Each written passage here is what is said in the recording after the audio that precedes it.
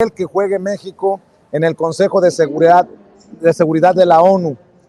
Hace un rato México se posicionó en uno de los escenarios más importantes del mundo y creo que estabas preparando precisamente las declaraciones de México en el Consejo de Seguridad de la ONU, querido Luis.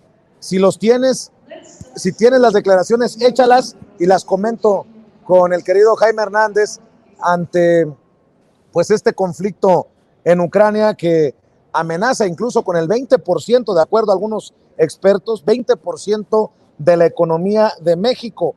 Afortunadamente, hay que decirlo, parece que tan pronto como el sábado se estaría abriendo el diálogo entre Ucrania y Rusia. Ucrania ha aceptado la propuesta de Rusia para negociar un alto al fuego, así lo ha dicho un portavoz del presidente ucraniano Zelensky, y proponen cita este sábado. La OTAN, eso sí, líderes de la OTAN decidieron desplegar las fuerzas de respuesta rápida para aumentar la defensa de los aliados en plena invasión rusa a Ucrania. En la Unión Europea se ha acordado congelar bienes de Putin y Lavrov por la invasión. Rusia amenaza a Finlandia y a Suecia si apoyan a la OTAN, asegura que habrá graves consecuencias. Por su parte, el embajador de México ante la ONU, Juan Ramón de la Fuente, ha condenado precisamente la invasión de Rusia contra Ucrania, y esto para darle paso al posicionamiento de México en la reunión de emergencia en el Consejo de Seguridad de la ONU. Le informo que el Consejo de Seguridad de la Organización de las Naciones Unidas rechazó la resolución para condenar la invasión en Ucrania ante el veto de Rusia. Era obvio, era de esperarse, como miembro permanente de ese consejo, quien tiene el derecho ante esta situación. Aunque la votación quedó 11 votos a favor de la resolución, 3 abstenciones, entre ellas la de China, y 1 en contra, el de Rusia, no se aprobó el proyecto de resolución debido al citado veto. Este es el posicionamiento de México, precisamente en el Consejo de Seguridad de la ONU. Muchas gracias, señor presidente. México votará en favor del proyecto de resolución presentado por Albania y los Estados Unidos por las razones que expondré a continuación.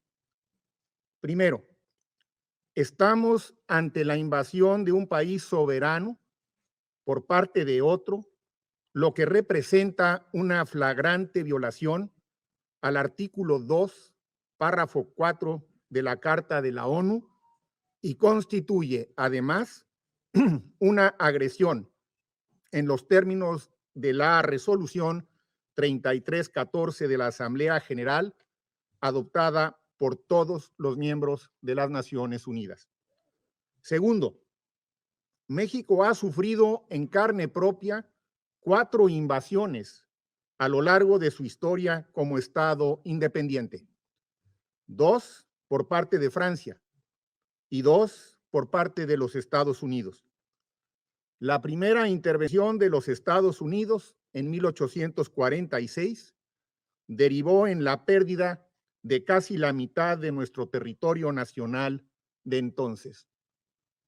Tercero, México ha condenado siempre todo acto de agresión, como dejó constancia con su protesta en la Sociedad de Naciones por la anexión de Etiopía y Albania por parte de Italia y la anexión de Austria por parte de Alemania.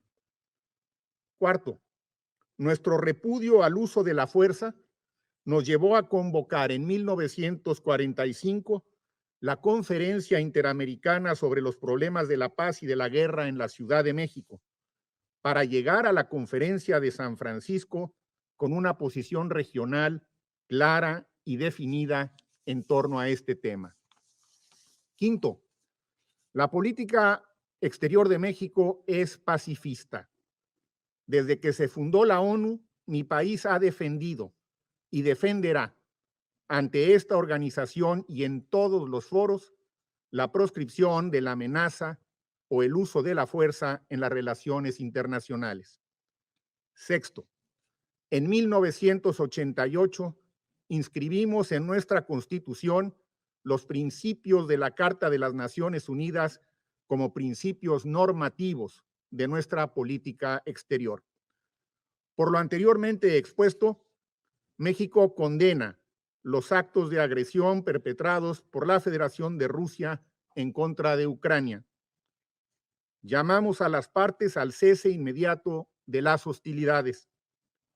Reconocemos la soberanía, la independencia política y la integridad territorial de Ucrania y respaldamos los esfuerzos del secretario general de la ONU en la búsqueda de una solución diplomática para evitar que avance el sufrimiento de la población civil. Señor presidente, como resultado de nuestra experiencia histórica y por mandato constitucional, México apoyará el proyecto de resolución que nos ocupa. Muchas gracias. Bueno, ahí está lo que dijo Juan Ramón de la Fuente, y qué fuerte, a la vez emocionante. Es una mezcla de sentimientos que me genera, y no sé si también a ti, Jaime, escuchar que México dice, no podemos estar a favor de una invasión, vamos a votar a favor de la resolución de Estados Unidos porque ese país nos invadió a nosotros.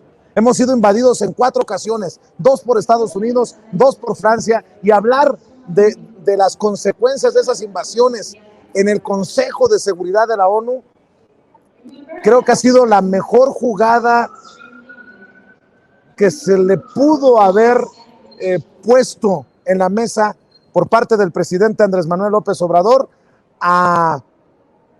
pues al aparato de seguridad más importante en el mundo. Jaime, no sé cómo lo veas, y no sé si pude expresar lo que buscaba, ¿no? Pero México dice, vamos a votar a favor porque nosotros sabemos qué significa una invasión. Y por cierto, ustedes, cabrones, nos han invadido.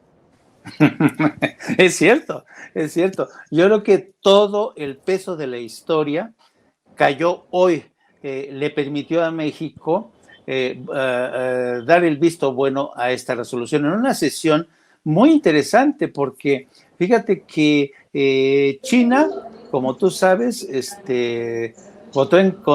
Rusia votó en contra, China se abstuvo, pero también la India, la India también se abstuvo. O sea, fue muy interesante, porque ahí en esta votación se alinearon China con Rusia y la India, ¿no? México, claro, lo tenía complicado si hablamos de esta geometría en el que son naciones emergentes o potencias emergentes, pero como a México le asiste la historia, el argumento fue de mucho peso, un argumento que, por cierto, el presidente también lo refirió en la mañana.